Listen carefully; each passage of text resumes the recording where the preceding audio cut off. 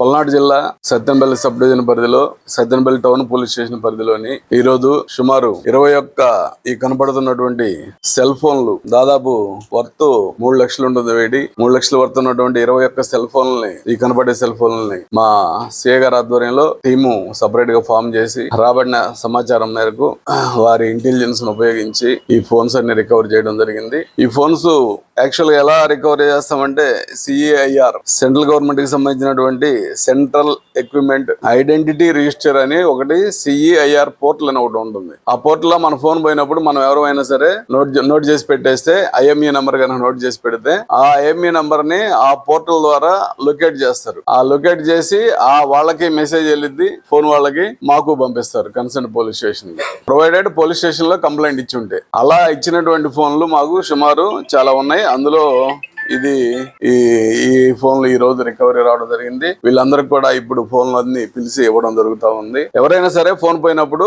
ఆ పోర్టల్లో నోట్ చేయడం ఒకటి, CEIR పోర్టల్లో మరియు పోలీస్ స్టేషన్ లో కంప్లైంట్ చేయడం అనేది చేస్తే కంపల్సరీగా ఏదో టైంలో మంచి ఫోన్లు అయితే ఖచ్చితంగా రికవర్ అవుతాయి. ఈ రోజు ఈ 21 మందికి ఫోన్లు అందజేయడం జరుగుతూ ఉంది మా ఎస్ఐ గారి ఆధ్వర్యంలో, సిఐ గారి ఆధ్వర్యంలో. ఏం ఫోను ఎప్పుడు ఇచ్చారు కంప్లైంట్ మీరు? సంవత్సరం అవుతుందా? ఓకే, పెట్టండి.